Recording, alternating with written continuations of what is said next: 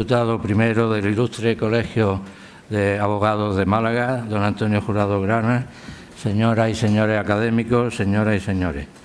En primer lugar, un pequeño capítulo de agradecimiento a la Universidad por cedernos una vez más este magnífico salón de actos para un acto que yo creo que merece la pena celebrarlo aquí. Y gracias a don Antonio Jurado Grana, ilustre letrado, prestigioso abogado malagueño, que nos va a presentar el acto, y a don Manuel Olmedo Checa. La historia de la colaboración con el Colegio de Abogados y la Academia, hoy Academia, antes Sociedad Malagueña de Ciencias, se remonta a hace bastantes décadas. Algunos académicos han hecho trabajos para el colegio, como recuerdo recientemente, en 2020, el libro de Maripepa Lara, el Ilustre Colegio de Abogados de Málaga y su entorno en 1776-2019, que realmente es una joya. Pero estamos ante una entidad que, aunque nace oficialmente en 1776, podemos decir que es quizás la entidad más antigua de Málaga, porque los Reyes Católicos entraron en Málaga en 1489 y justo 2 años después, 1487, y 2 años después, en el 89, en la primera ordenanza de Málaga se recoge la figura de abogado y se regula, incluso se saben los nombres de los 3 primeros letrados malagueños. Los lazos históricos se engloban en la sección de Ciencias Sociales y Humanidades, porque la Academia, aunque es de ciencia, pero engloba toda la ciencia, entre ellas está el derecho. Ilustres abogados de Málaga son en la actualidad miembros, como don Eduardo Conejo, el profesor Ángel Sánchez Blanco, que nos honra con su presencia, y también el letrado Francisco Javier Hidalgo del Valle. Quiero recordar en este momento a don Federico del Alcázar, recordado que fue quien elaboró nuestro estatuto, el académico de números, en el año 2002. Hasta ahora la unión de las dos entidades ha dado algunos frutos, luego saldrán a relucir, pero confiamos que en el futuro estos frutos se vayan incrementando. El tema de la conferencia no puede ser de más plena actualidad, Cánova. Conocer a quien hoy, justo 8 de febrero, cumpliría 195 años, como luego nos decía, naciendo en esta ciudad de Málaga, nos puede iluminar mucho 2 siglos después, en una época también difícil para España como la que vivimos. Citaré solo algunas palabras de Cánova. Decía: la política es el arte de aplicar en cada época de la historia aquella parte del ideal que las circunstancias hacen posible. Nosotros venimos ante todo con la realidad. No hemos de hacer ni pretender todo lo que quisiéramos, sino todo lo que en este instante pueda aplicarse sin peligro o sin riesgo. Y para hablarnos de ello tenemos un ponente de lujo que nos va a presentar el letrado Jurado Grana, que es Manuel Olmedo Checa, que aunque no es ni miembro del claustro de la universidad ni abogado, pero es un gran malagueño como persona, como profesional y como historiador. Siempre una persona independiente, rigurosa, trabajadora al máximo, apasionada en todo lo que emprende, y siempre es un firme y tenaz defensor de sus convicciones. Citaré que es académico de número de nuestra academia, también de la Real Academia de Bellas Artes de San Telmo, y está recién elegido académico correspondiente de la Real Academia de Nobles Artes de Antequera. También, y muy importante, académico correspondiente de la Real Academia Nacional de la Historia. No me quiero extender mucho más porque ya lo presentarán, pero simplemente decir que ha recibido, entre otros premios, el Premio de Investigación Cartográfica de Andalucía, la Cruz del Orden del Mérito Militar, es miembro del Foro para el Estudio de la Historia Militar de España y Cruz al Mérito de la Guardia Civil. Y sobre todo es el director de la revista Péndulo, una de las mejores revistas que tenemos en España, que cada año se supera. Pues nada más, muchas gracias, y tiene la palabra el don Antonio Jurado Grana. Hay que darle aquí, ahora, ¿no? Buenas tardes a todos. Gracias por acudir hoy a la conferencia organizada entre el Colegio de Abogados, Abogacía Malagueña, y la Academia de la Ciencia. Para nosotros es un verdadero placer organizar este tipo de actos, porque aquí lo que vamos a hablar, nada más y nada menos, es sobre un magnífico letrado nacido el 8 de febrero de 1828, es decir, hoy hace 195 años, y que de verdad que fue una figura inmensa porque... ahora nos lo va a explicar muchísimo mejor que lo voy a explicar yo, Manuel Olmedo. Fue una persona muy singular, periodista, abogado, escritor y sobre todo un político increíble. ¿Quién nos va a hablar de él? Pues Manuel Olmedo Checa. Ya Fernando ha dicho prácticamente todo lo que iba a decir yo. Yo ya pocas cosas puedo decir, pero bueno, yo voy a intentarlo. Porque Manuel Olmedo es ingeniero técnico industrial, ha participado en estudios y proyectos singulares como el saneamiento integral, el río del Guadalmedina, parques periurbanos, túnel de Alcazaba o funicular de Gibraltar. Por cierto, el túnel de Alcazaba está muy bien, ¿eh? Eso es un obrón. Lo hicimos hueco, sí, ¿no? Con cierta lógica, para que pasasen todos, no como otros.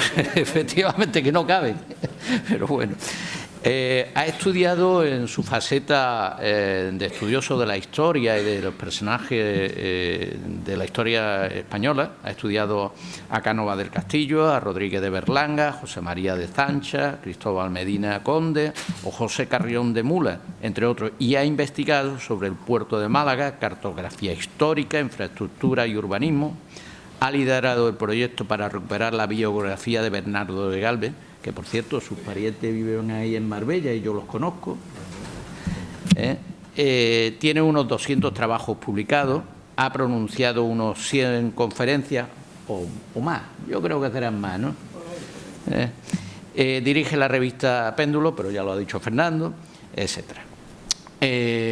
Sobre los premios que tiene, pues todos los premios que ha dicho Fernando, que lo iba a decir yo también, de modo que ya para qué vamos a decir más, ¿no? Hoy nos va a hablar del ilustre letrado de Málaga y va a hablar del paradigma de Cánovas.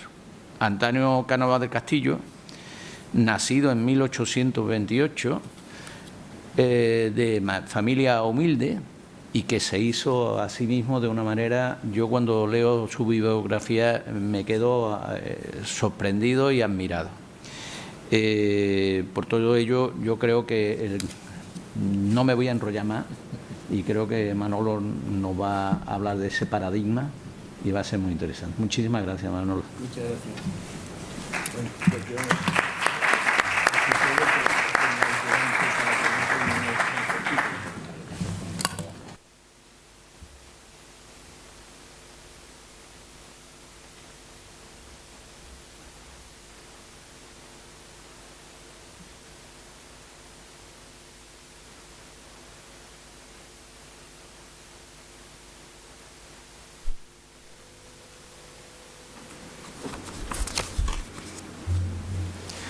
Buenas tardes a todos, bienvenidos.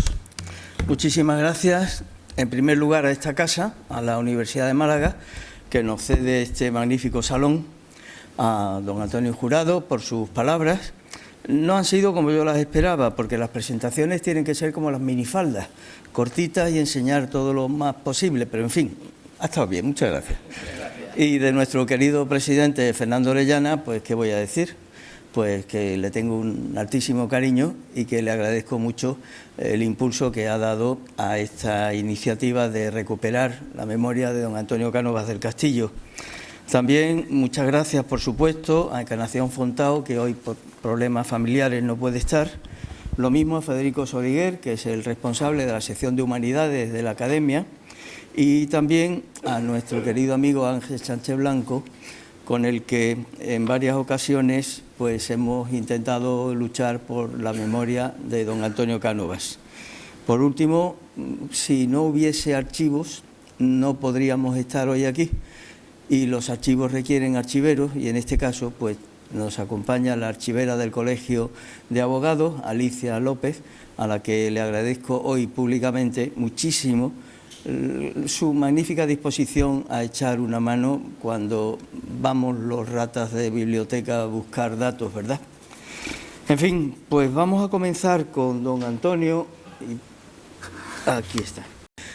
La primera imagen obviamente no podía ser otra que un documento de archivo. Y en este caso, este documento es la primera página del libro del Colegio de Abogados en la que se fueron asentando los datos de cada uno de los que se iban incorporando a este colegio. Y uno de los primeros fue el culpable de esta preciosa imagen de nuestra ciudad, que se hizo aproximadamente en el año 1780.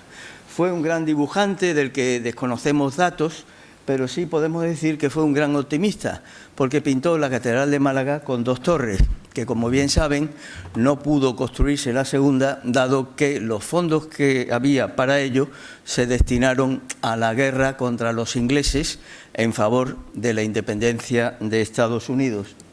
Y este señor, que fue el que encargó ese precioso dibujo, pues aparece aquí con su firma. Estamos hablando de un letrado cuyos apellidos fueron Bernardo, o sea, su nombre fue Bernardo, es que se lee difícilmente, Montaldo y Saavedra. Él fue el que organizó la creación del Colegio de Abogados, pero en un rasgo de humildad y quizás porque no se sentía con fuerza, no llegó a ser el primer decano, pero sí fue el segundo decano. Y aquí tenemos, entre los muchos abogados ilustres que ha tenido esta casa, pues tenemos que referirnos ahora a don Manuel Rodríguez de Berlanga, que fue una eminencia, uno de mis grandes maestros, junto con otros muchos malagueños y no malagueños. Y aquí vemos su nombre el día que se incorporó al Colegio de Abogados en el año 1850. Y aquí tenemos el retrato de don Manuel, retrato que figura en el Salón de los Espejos del Ayuntamiento de Málaga, y junto a él la Lex Flavia Malacitana, que como saben, como recordarán, es el bronce jurídico más importante que se descubrió en la España del XIX y que refleja una parte de lo que fue la constitución del Ayuntamiento malagueño. La tabla de bronce data del año 82 de nuestra era y fue descubierta en los tejares del Ejido. Hoy se conserva en el Museo Arqueológico Nacional y ahora veremos cómo llegó allí. Aquí tenemos una foto extraordinariamente importante. En el fondo, mirando muy seriamente a la cámara, don Manuel era muy serio, pues aparece una partida de cartas en la Concepción. A mano derecha está Amalia Heredia Livermore. Sobre ella, pegado a su derecha, está su hijo Manuel, que fue elegido alcalde de Málaga y fue asesinado la noche antes de que llegara a tomar posesión. Y a la izquierda, de pie, aparece el marido de Amalia, Jorge Loring Oyarzábal, y sentado un señor que llegó a ser presidente del Gobierno de España, que además estuvo casado con una de las hijas de Amalia y de Jorge. Se trata de don Francisco Silvela.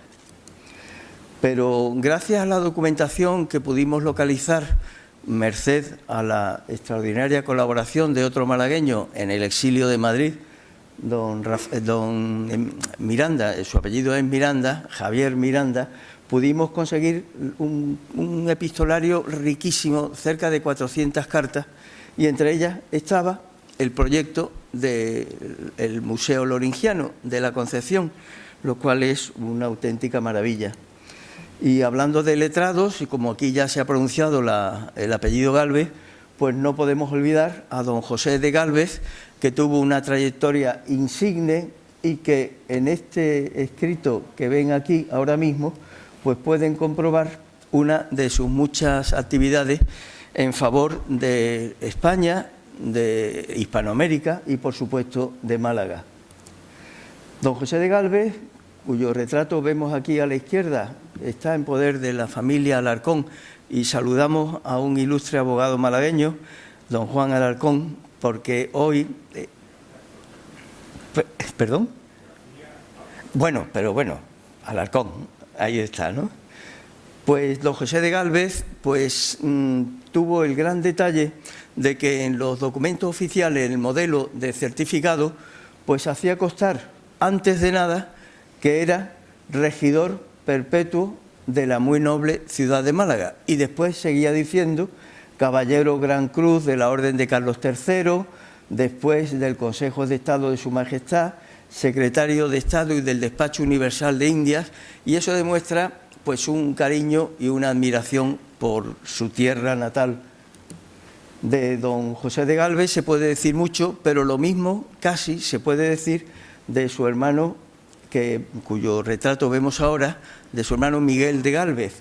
Y aquí tienen una imagen del Archivo Municipal de Málaga en la que ambos, José de Gálvez y Miguel de Gálvez, agradecen al Ayuntamiento de Málaga, al Cabildo Municipal de Málaga, el haberlos nombrado hijos predilectos, concejales honorarios, diríamos hoy. Ese retrato era desconocido, tuvimos la inmensa fortuna de localizarlo en Madrid, en la Real Academia de Jurisprudencia y Legislación. Y volviendo a la ley Flavia Malacitana y a don Antonio Cánovas, pues aquí tenemos dos cartas muy curiosas.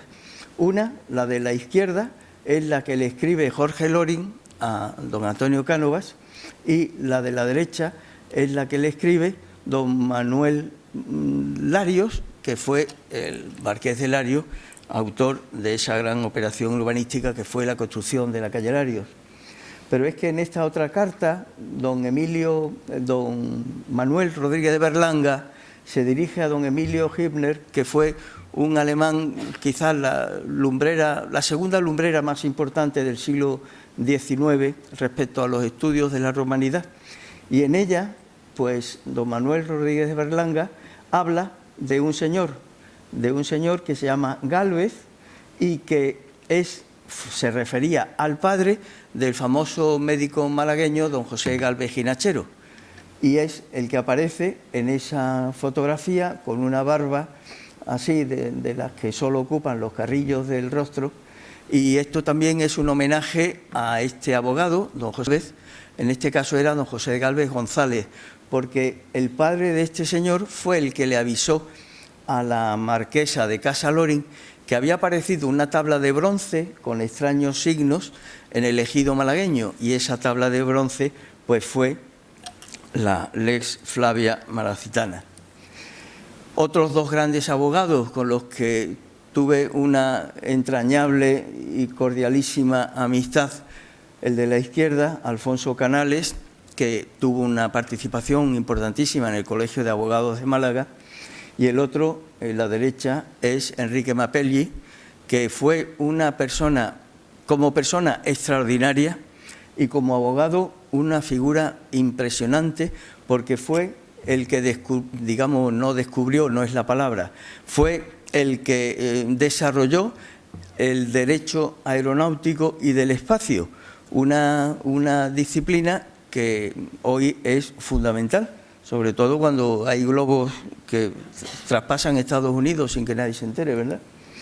Y ahora otro abogado ilustre. Estamos hablando del gran arabista que estudió lo que fue la época musulmana de Málaga y que, digamos que se apoyó mucho en él por parte del que dibujó esta imagen para describir cómo fue la ciudad de Málaga en la época musulmana.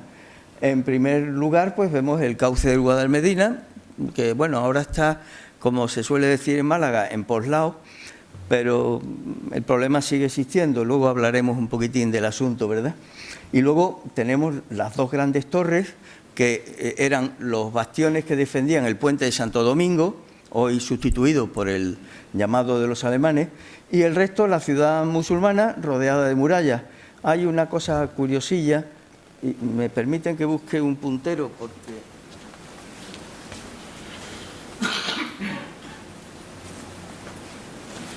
Pues es que es un punto curioso.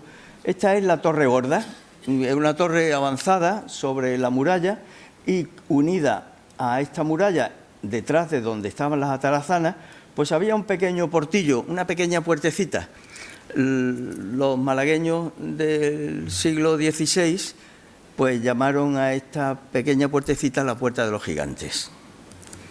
Y ahora el gran Cánovas, don Antonio Cánovas del Castillo. Y también tenemos que referirnos a la mejor biografía sobre él publicada. La escribió don Melchor Fernández Almagro en el año 1950 y poco, pero curiosamente fíjense cómo comenzaba esa biografía. Próximo a finalizar el primer tercio del siglo XIX, Málaga se encontraba ya en la saludable crisis de crecimiento que vinieron a promover o a estimular don Manuel Agustín Heredia y los hermanos don Martín y don Pablo Larios, procedentes de la tierra de Cameros, como tantos otros comerciantes riojanos también, o vascos, o montañeses, o catalanes, que asimismo corrieron la aventura de trabajar en Andalucía, afrontando el riesgo de un clima blando y gentes perezosas. Así nos describió a los andaluces este gran escritor, por otra parte. Málaga era en aquella época pues una ciudad ya deseada, como hoy lo es, y quizás cuando don Antonio Cánovas empieza a ver su futuro adelantándose a lo que la vida le había ofrecido hasta ese momento, pues pudo ver una ciudad con un puerto, digamos que floreciente, y un puerto en el que aparece, en un dibujo absolutamente inédito, un barco de vapor, un barco de ruedas. Este dibujo lo conseguimos gracias a este señor, don Antonio Carmona, de Antequera, una gran persona y un gran amigo que por desgracia nos dejó pues apenas hace 2 meses. Hay un escrito muy importante que es un boletín de notas de don Antonio Cánovas del Castillo, que aquí el profesor nos dice en el centro de la imagen que ha obtenido la nota de sobresaliente que lleva expresada en el certificado en el que él ha puesto esas calificaciones. Tenía entonces unos 14 años y ya había comenzado a destacar por su gran inteligencia y por su maravillosa dedicación al estudio. Don Antonio, con 17 años, crea un periódico en Málaga, junto con un gran amigo, José Robles Postigo. Este periódico se llamó La Joven Málaga y comenzó a circular el domingo 6 de abril del año 1845. Apenas hace un mes, otro gran canovista, nuestro querido amigo Luciano Alonso, ha conseguido publicar los 14 primeros números de esta revista malagueña, y en ella, como pueden ver aquí abajo a la izquierda, pues aparece una frase que pone Antonio Cánovas como introducción: a alcanzar con mi pluma donde yo quiero, fuera Homero el segundo y yo el primero. Eso en un chico de 17 años, pues la verdad es que inspira auténtico respeto. Pero en esta Joven Málaga hemos citado que participó también un gran amigo de Cánovas, José Robles Postigo. Tuvimos la enorme fortuna de entablar amistad, cordialísima y entrañable amistad, con don Carlos Robles Piquer, nieto de aquel José Robles Postigo, que hizo cuanto pudo y un poquito más para que Cánovas recibiese en nuestros días el merecimiento que ganó por su trayectoria, no solo como hombre cultísimo, sino también como gran político español. Pero Cánovas tuvo un mecenas, y ese mecenas fue su tío Serafín Estébanez Calderón. Y él era ya un gran polígrafo, tuvo una trayectoria impresionante, y él fue el que lo acogió en Madrid. Por eso Cánovas digamos que se sintió en el deber de escribir la biografía de don Serafín Estébanez Calderón, que tenía por seudónimo El Solitario, en esta obra que tienen aquí.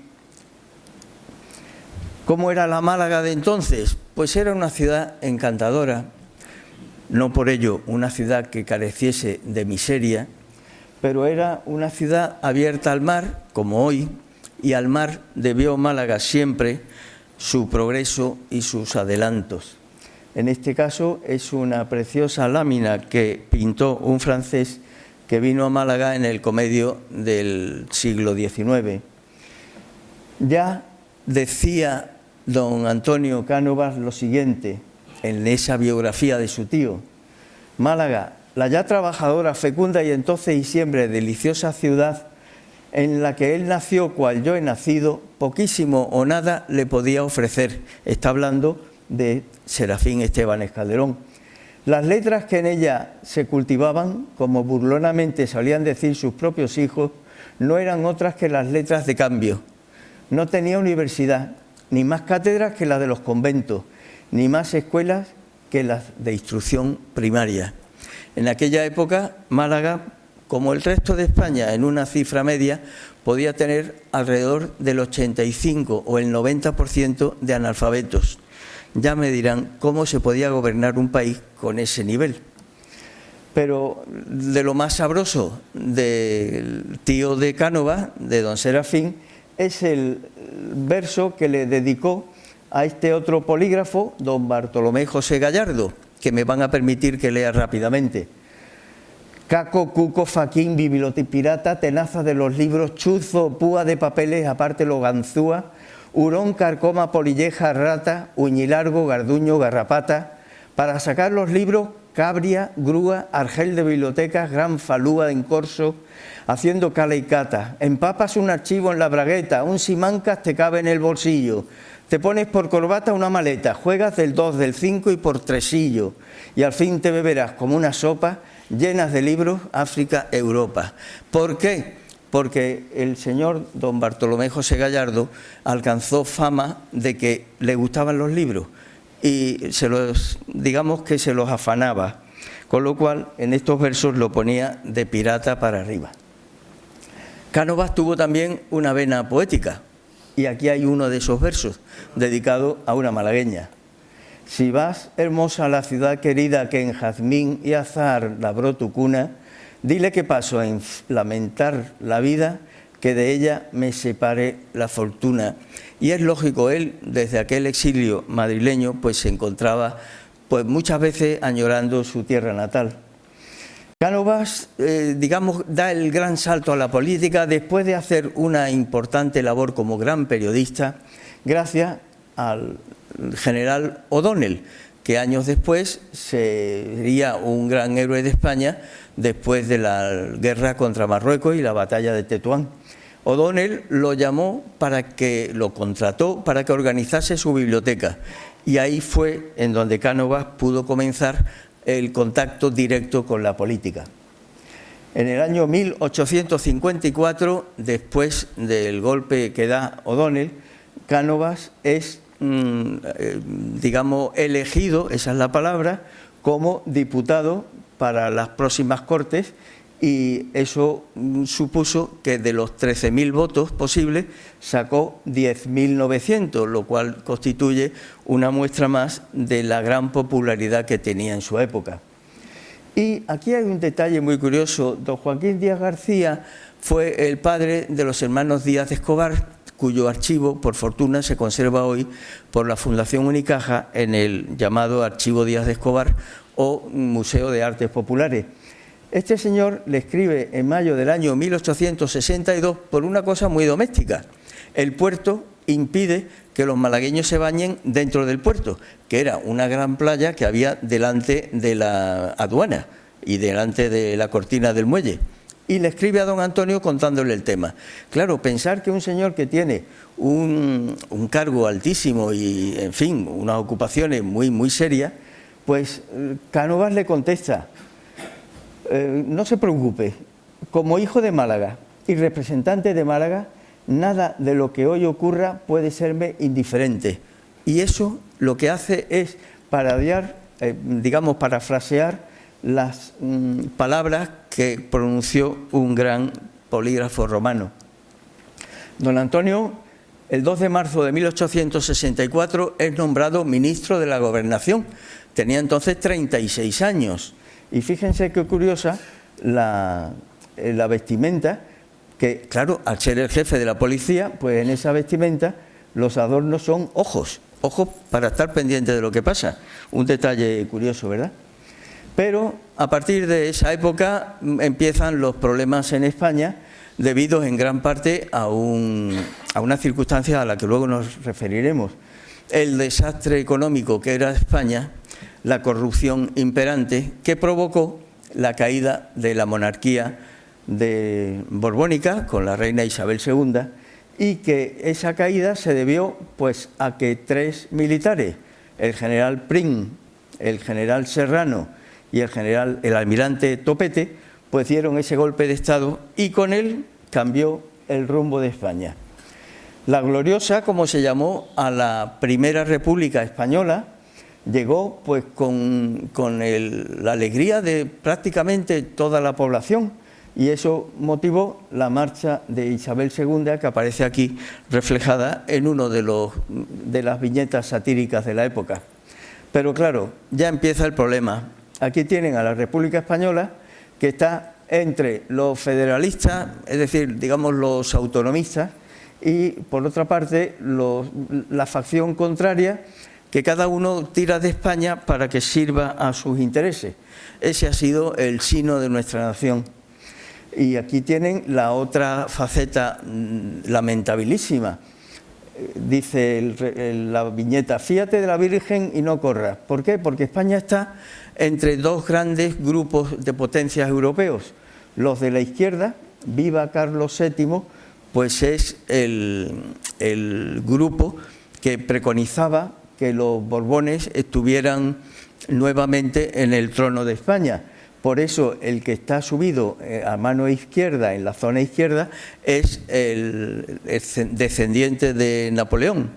Y sin embargo, a la derecha está el candidato de los centroeuropeos, que en este caso era un príncipe alemán, Hohenlohe, que el pueblo español, cuando quería criticarlo, como él era candidato, pues le ponían a su nombre un versillo, que el versillo decía: ole, ole si me eligen, ¿no? Porque el nombre era Hohenlohe sin Marinen. En fin, un poco de guasa, que eso en España nunca falta. Y aquí tenemos los 4 presidentes que durante 22 meses desempeñaron el puesto de presidente de la República Española. Fueron 2 catalanes, Figueras y Pi Margall, un señor de Almería, Salmerón, y don Emilio Castelar, que nació en Cádiz. El primero de ellos estuvo 4 meses de presidente, y hay un hecho que está contrastado. Hasta que fue presidente, hasta que llegó un momento en el que en el Consejo de Ministros dijo a todos los ministros allí reunidos: estoy hasta los mismísimos de todos nosotros. Salió del palacio y se fue a Francia. Y después llegó don Francisco Pi Margall, que también como autonomista, catalanista, pues pretendió pues que todos los españoles siguiésemos por la senda de las 4 barras rojas y amarillas. De don Nicolás Salmerón, pues tampoco merece ahora detenerse demasiado, y mucho menos de don Emilio Castelar, hasta que llega un momento en el que la República, que es la que se ve aquí representada como una mujer con el gorro frigio que ha naufragado, pues está siendo ayudada por el patriotismo de don Emilio Castelar con la bandera de España. Mientras tanto, los generales pues están tirando de bombas, y en este caso la bandera pertenece, si no recuerdo mal, a Cartagena, porque la flota española estaba concentrada en Cartagena, y en Cartagena llegó un momento en el que declaró su independencia de Murcia. Llegó incluso a enviar embajador a Murcia. En fin, es como si nosotros enviamos un embajador a Granada, o Cádiz nos lo envía a nosotros. ¿Qué pasa con Cánovas? Pues que en estas circunstancias Cánovas se dedica con toda su pasión, agencia, embajada, sucursal de España, se coloca en Reyes. La solución de Cánovas era volver a la monarquía constitucional. Y aquí aparece detrás con el joven príncipe y con la reina doña Isabel II, en fin, un poquillo Esto representa, en fin, al pueblo español. Una época nefasta, como podrán comprender. Por fin se encontró un rey, que fue don Amadeo, pero claro, don Amadeo llega a España y llega desde Cartagena, llega a Madrid desde Cartagena, después de que acaban de asesinar al general don Juan Prim, y la primera visita que realiza es a la Capilla de Ardiente. Por tanto, entre que don Amadeo no le gustaba mucho España, pues aquí aparece preparando la maleta, porque apenas estuvo 2 años como rey de España.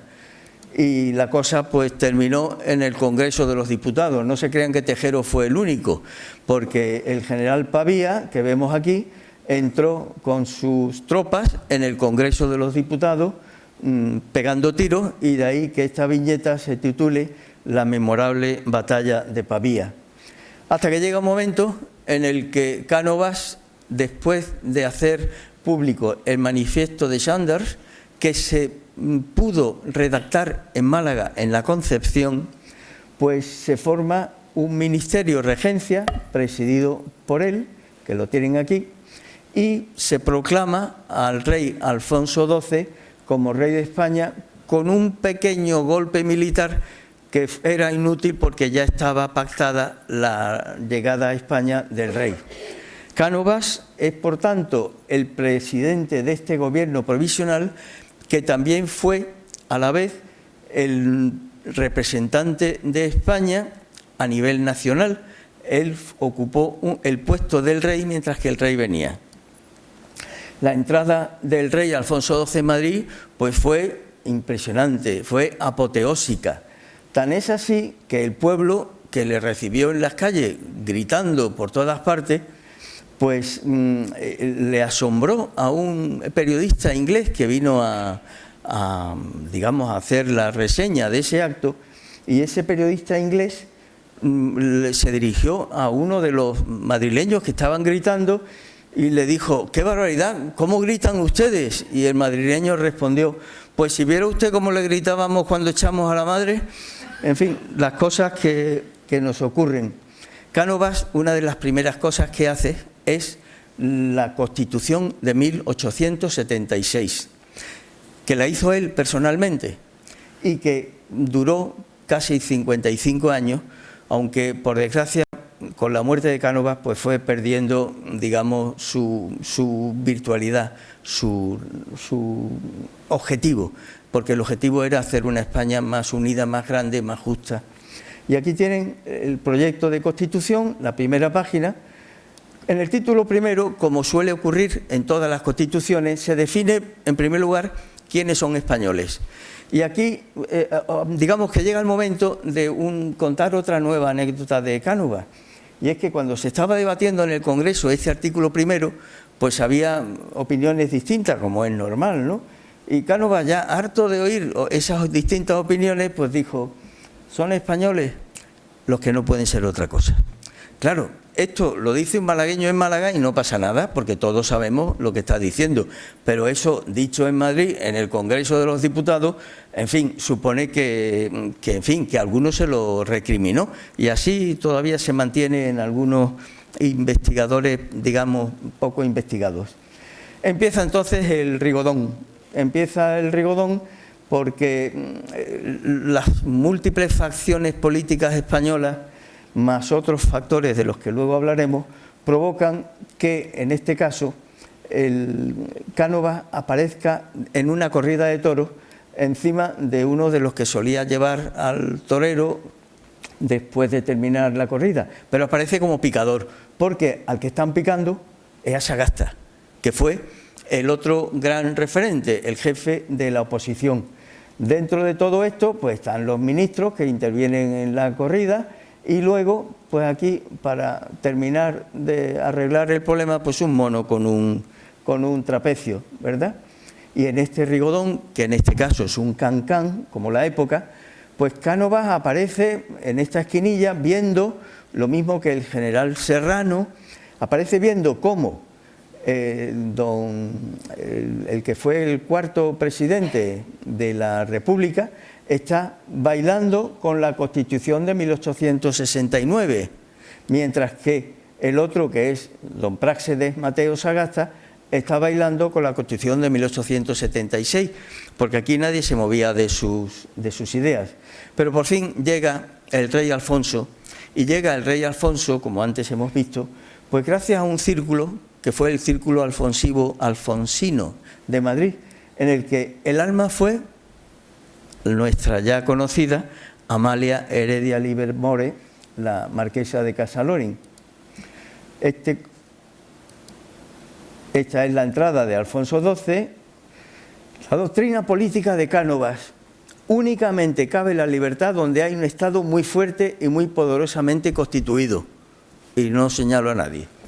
Si el Estado es débil, la injusticia de los unos tratará de imponerse al derecho de los otros. Pero cuando el Estado es verdaderamente fuerte y poderoso, cuando el Estado es una gran creación hija de los siglos o está fortalecido por el amor de todos, entonces es fácil mantener el derecho del individuo. Sin comentarios. Cánovas decía: yo quiero, en resumen, la lucha.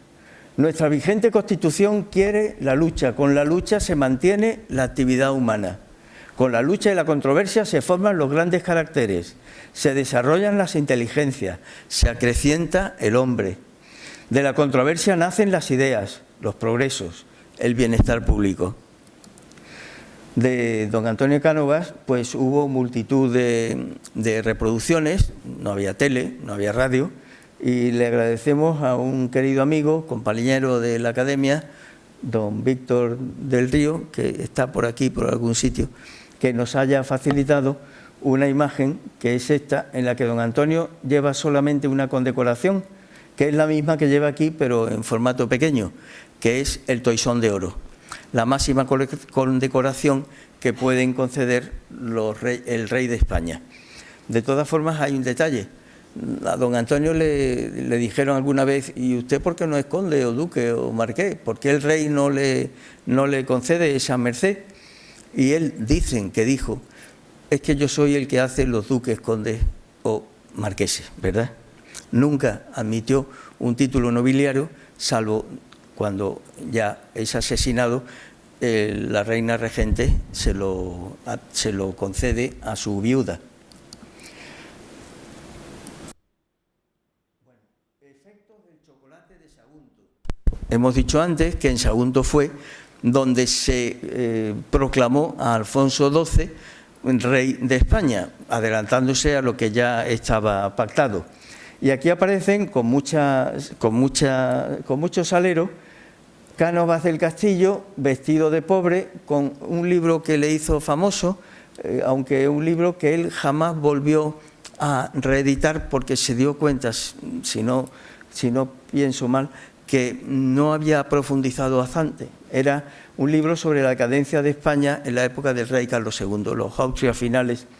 Y el otro que está a su lado, pues es don Práxedes Mateo Sagasta, que lleva en su bolsa el espadín y el sombrero de los famosos partidarios de la República Española. Pero claro, después del golpe de Sagunto, cuando ya tenemos un régimen constituido, pues a ambos se les ve, en fin, vestidos de frac y confraternizando. Estas viñetas se deben a Emilio de la Cerda, que fue el que dibujó esa magnífica vista de la Málaga musulmana. De ingenio y del humor de Cánovas hay otra anécdota muy simpática. En un sarao en Madrid, pues estaba él bailando, a él le agradaban mucho las mujeres, lo cual pues está muy bien, ¿verdad? Y una señora que estaba bailando con él le dijo, pues en mitad de un corrillo, ¿no? Ay, don Antonio, ¿a usted le molesta que yo le pida una cosa? Y él respondió: señora, lo que de usted me molesta no es lo que me pide, sino lo que me niega. Miau, 1888, Benito Pérez Galdós. Él fue, después de Cervantes, dicen que el más importante novelista que ha tenido España, y fue el gran novelista de la España de la Restauración. Miau es el título de un libro que se basa en ese acrónimo: los grandes males que era necesario remediar en España. Moralidad, es decir, lo que hoy diríamos anticorrupción. Income tax, el impuesto sobre la renta. Entonces los ricos no pagaban, los potentados no pagaban. Aduana, había que proteger la industria nacional, la producción nacional, por tanto había que tener un proteccionismo en las aduanas.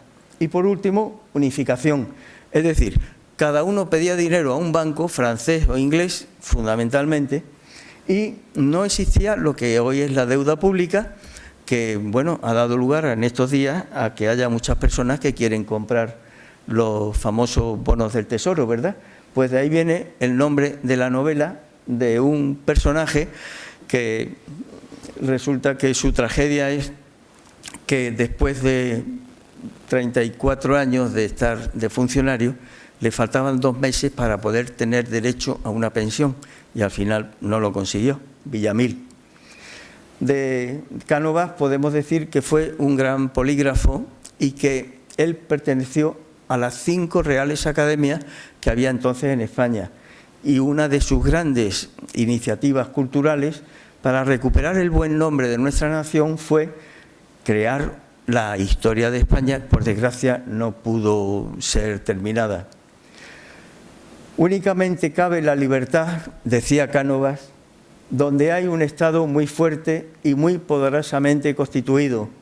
Si el Estado es débil, la injusticia de los unos tratará de imponerse al derecho de los otros. Esto es lo mismo que hemos leído antes, pero en otra redacción.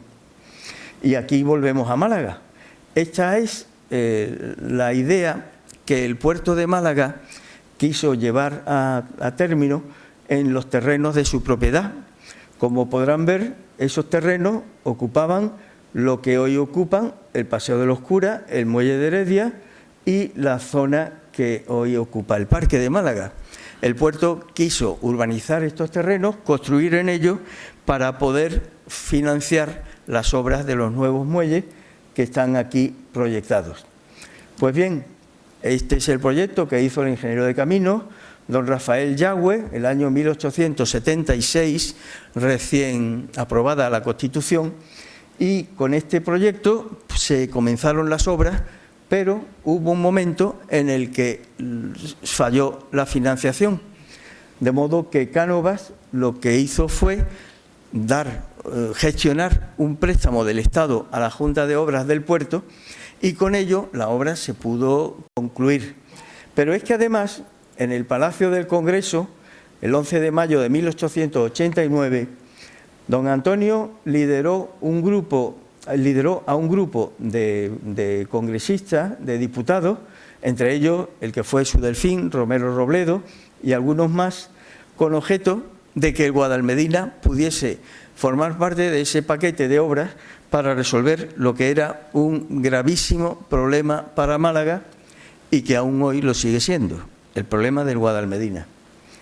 La desviación del Guadalmedina fue proyectada en 1877, años antes, por 2 extraordinarios ingenieros de caminos. Uno, don José María de Sancha, cuyo nombre lleva el paseo que une con la zona oriental de la ciudad. El otro fue Luis Moliní, un apellido sevillano. Y luego se hizo el proyecto de cómo se iba a urbanizar el actual cauce del Guadalmedina una vez desviado el río, que era la solución que se propugnaba, y es posterior, 1888. Pero de aquello, por desgracia, no se pudo llevar a cabo, pese a que fue aprobado, como pueden ver en el diario de sesiones del Congreso. Pocos días antes de su muerte, Cánovas autorizó la adquisición por el Museo Arqueológico Nacional de la Lex Flavia Malacitana y de los otros 5 bronces del Museo Loringiano, que fundaron sus amigos Jorge Loring y Amalia Heredia, marqueses de Casa Loring, con el acertadísimo respaldo científico de Manuel Rodríguez de Berlanga, porque Jorge no se fiaba del destino que podrían tener dichas inapreciables reliquias de la Hispania romana cuando él falleciera. Por tanto, a Cánovas le debemos el que hoy esos bronces, que son de una importancia capital para el estudio de la romanidad y para el estudio de lo que son las legislaciones relativas a los municipios romanos. En este caso es el documento en el que el Museo Arqueológico Nacional da cuenta de que el marqués de Casolorín ha entregado los bronces en el museo y la fecha es el 27 de julio del año 97. Pues bien, apenas una semana después, el día 8 de agosto de 1897, un anarquista italiano de apellido Angiolillo asesinó a Cánovas cuando se encontraba en el balneario de Mondragón, en el País Vasco. Este dibujo es una recreación de lo que fue aquel asesinato. La muerte de Cánovas fue un auténtico mazazo para la sociedad española a todos los niveles. En el periódico La Época, pues que él tuvo mucho que ver con este medio, pues aquí aparece al día siguiente de su asesinato, la noticia, ¿no? Aquí aparece la esquela en la que el presidente del Consejo de Ministros, el gobierno de Su Majestad, invitan al funeral de corpore insepulto. La necrología de Cánovas dio paso a un montón de publicaciones, y en este caso, de las mejores que hay, la mejor para quien les habla, pues fue la de don Fernando Cosgallón, en una sesión que celebró la Real Academia de Ciencias Morales y Políticas. Las palabras de Castelar, de don Emilio Castelar, al conocer la muerte de Cánovas, merecen ser reproducidas. Era un amigo del corazón. Nuestra misma perpetua contradicción de ideas aproximaba nuestros perennes sentimientos. Admiraba su genio incomparable. No continúo. Cuando haya traído el tiempo algún calmante a mi dolor, lo historiaré con fidelidad escrupulosa y le juzgaré con juicio sereno. Había sido un competidor político durante casi 50 años. Ahora lo veo tras mis lágrimas, dejadme que le llore. Los espíritus excepcionales no se apagan al trasponer el horizonte sensible permitido a la vista y al alcance de nuestros ojos. Antes bien, desde la eternidad, es decir, desde los espacios del horizonte racional, donde se han ocultado, trascienden a la vista corriente de cada día y nos dejan signos espirituales. Y él es republicano. El Ayuntamiento Constitucional de Málaga se reunió al día siguiente de su asesinato, el viernes a las 2 de la tarde del viernes 9 de agosto de 1897. Allí se acordaron varias determinaciones que las vamos a ver ahora. Primero vamos a terminar hablando de Cánovas. Fue jefe del Estado mientras llegaba a España el rey Alfonso XII. Fue 8 veces presidente del Gobierno. Fue presidente de las 5 Reales Academias y fue en 2 ocasiones presidente del Ateneo de Madrid. Este es su mausoleo, que está en el Panteón de Hombres Ilustres de Madrid. Yo les sugiero que cuando vayan por la capital del reino puedan acercarse, porque es, aparte de lo emocionante que supone, pues digamos, visitar a Cánovas, es el arte que encierra este mausoleo es impresionante. Su hermano Emilio pues fue el que quiso reunir todo lo que se había publicado sobre Cánovas, y hoy tenemos que decir que nos acompaña un sobrino nieto de don Antonio Cánovas, don Luis Cánovas, que lo tenemos en primera fila, y con él pues tenemos un gran cariño y una gran admiración. Cánovas, una de las cosas que aprobó el ayuntamiento fue erigir su estatua en el centro del parque, porque gracias a Cánovas tenemos parque. Pero luego, como ven, la idea era poner su estatua al comienzo, pero en fin, luego fueron cambiando las cosas y luego la estatua se pensó poner en la parte de lo que es el Paseo de España, ¿verdad?, al lado del Paso de los Curas. Y al final, pues se colocó donde está. Y además mirando al sol saliente. Es decir, que Cánovas no fue, digamos, bien comprendido. No obstante, el año 28 el Ayuntamiento de Málaga colocó esta lápida en la casa en la que nació, siendo alcalde don Francisco de Cárcer, cuya calle está muy cerquita de la Plaza de la Merced. Pero, por desgracia, la casa natal de Cánovas durante casi 50 años sufrió un progresivo deterioro, como ven aquí, hasta que, bueno, en esta casa nació también otro gran malagueño, Salvador González Zanaya, un especialista en letras, ¿verdad? Pero, lamentablemente, Cánovas, de su ingenio con la miel, decía en todas partes muy formal que aunque en Málaga vio la luz vital, nunca hizo en su tierra un buen papel. Y en la lista de imbéciles sin fin faltaba un solo nombre, Bergamín, que fue otro gran letrado malagueño. Tenemos que ser lo suficientemente humildes para decir, no empecemos la historia desde cero, sino recogiendo una herencia canovista. Esta frase la pronunció José María Aznar cuando inauguró la Fundación Cánovas del Castillo, en Madrid. Y ahora, hablando bien de Cánovas, la palabra la toma un señor que es el que ven a mano derecha. En una entrevista que Juan Marichal le hizo al venerable senador José Prat, presidente del Partido Socialista Obrero Español, que encartaba la más depurada tradición del socialismo definido intelectualmente por Fernando de los Ríos o por Julián Besteiro, Marichal le preguntó quién era para él la figura histórica más notable de la época contemporánea. Prat contestó sin vacilar, Antonio Cánovas del Castillo, y de inmediato justificó su elección por su capacidad para crear un clima de tolerancia, como el que supuso la Restauración, una convivencia pacífica y dialogante que, entre otras cosas, sin problemas, en 1879 y en una pequeña tasca de Madrid se pudo fundar el Partido Socialista Obrero Español. Con el ánimo de intentar conseguir que su casa natal fuese rehabilitada, pues las personas que hay ahí, don Luis Cánovas, don Ángel Sánchez Blanco, que nos acompaña, don Manuel Fraga, en ese momento en el Senado, y dos sobrinos bisnietos de don Antonio Cánovas, pues se reunieron en Madrid y allí pues se intentó gestionar la reconstrucción o rehabilitación de la casa natal. En agradecimiento a don Carlos Robles Piquer, que se movió todo lo que pudo y más, pues la Real Academia de Bellas Artes de San Telmo lo nombró su correspondiente en Madrid.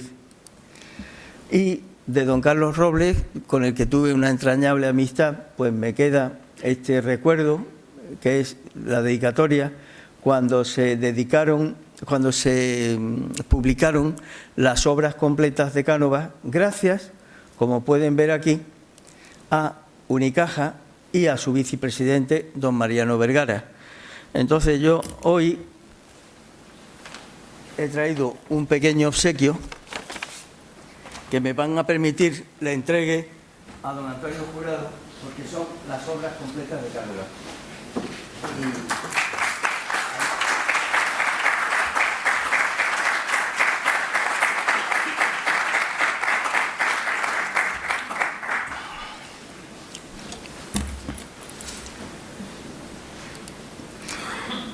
A Cánovas le rindió homenaje la Real Academia de Bellas Artes de San Telmo con unas jornadas dedicadas a su memoria que, bueno, fueron interesantísimas, pero por desgracia no dieron el fruto que cabía esperar. Por eso la estatua de Cánovas tardó 97 años en erigirse, 97, desde que el Ayuntamiento lo aprobó en el año 1897, al día siguiente de su vil asesinato. Pero es que la lápida en el salón de sesiones, como también prometió el Ayuntamiento, solamente tardó 112 años. En fin, esto es lo que hay. Este fue Antonio Cánovas del Castillo y antes de que lleguemos a eso, ya he apretado unos botones que no tenía que apretar. Pero ya voy a terminar porque además justito, es la hora justita, y voy a terminar con la lectura de un folio. Hoy se han cumplido 195 años del nacimiento de Antonio Cánovas del Castillo, excepcional polímata, y estamos en puertas de conmemorar el segundo centenario de quien fue considerado el más importante hombre de Estado español desde los tiempos del cardenal Cisneros. A sus extraordinarias dotes personales unió su apasionado afán por la imprescindible regeneración que desde el fin del antiguo régimen España necesitaba imperiosamente. Tras casi 70 años de guerra fratricida, iniciados con la Guerra de la Independencia, similar a la actual guerra de Ucrania, la Constitución de 1876 supuso el comienzo de una etapa de reconstrucción nacional. Cánovas fue el artífice de la restauración de la monarquía y en aras de la gobernabilidad de la nación llegó a renunciar al poder en varios periodos legislativos, turnándose con su opositor Sagasta. Debido principalmente a cuestiones internas, extremismos, insolidaridad, injusticia y sobre todo corrupción, el régimen canovista, que se mantuvo durante 55 años, concluyó con la proclamación de la Segunda República. Cánovas fue el gran conciliador de España y también como primer presidente de la Comisión de Reformas Sociales afrontó la entonces llamada cuestión social que ni el Papa León XIII consiguió impulsar casi 10 años más tarde con su famosa encíclica Rerum Novarum. En aquellos años había muchos que en España afirmaban que limitar el trabajo de los niños era entorpecer su educación como obreros. No tenían otra salida. Cánovas escribió que las limosnas de los ricos no bastaban para atender las miserias de los pobres y por ello luchó. Por entonces, la mendicidad estaba bendecida por la Iglesia, de la que Cánovas llegó a decir que por cada alegría que daba 20 disgustos. Asombran los desencuentros habidos entre Málaga y Cánovas. A él debemos, como hemos visto, el parque y el puerto, y el afán por remediar el grave problema que continúa suponiendo el Guadalmedina. Quienes en la segunda década del pasado siglo diseñaron el Salón de los Espejos de nuestro ayuntamiento, pusieron en su cabecera el retrato de Cánovas, pero ya entonces su egregia memoria había sido condenada al ostracismo por ceguera e inacción de los que más llamados estaban a mantenerla. Hoy, ante la actual situación de España, el espíritu canovista podría constituir un firme apoyo para la regeneración que nuestra nación necesita. Apena comprobar que el recientemente celebrado Congreso Internacional Cánovas del Castillo, en Madrid, por supuesto, no ha tenido repercusión alguna en Málaga. Y eso que este régimen de la Constitución del 78 es heredero directo del régimen que nació con la Constitución del 76. Málaga debe recuperar a tan insigne figura de la historia de España. Además de construir un edificio institucional en el solar que ocupó su casa natal, sugerimos que debería crearse la Fundación Municipal Cánovas del Castillo, que llegue a ser museo, archivo, centro de reflexión constitucional en el que todas las ideas y tendencias encuentren un lugar para la concordia y la concertación. En el Museo Lázaro Galdiano de Madrid se conservan alrededor de 30.000 documentos de Cánovas. Cánovas no merece continuar olvidado por la ciudad que le vio nacer. Para bien de España, Málaga no puede continuar ajena a Cánovas. Una nación se revela no solo por los hombres que produce, sino también por los hombres que honra. Séneca escribió que la popularidad y el éxito se deben a la opinión de la mayoría, pero la fama y la gloria imperecederas dependen del juicio de los mejores. Y hoy ustedes son los mejores. Muchas gracias.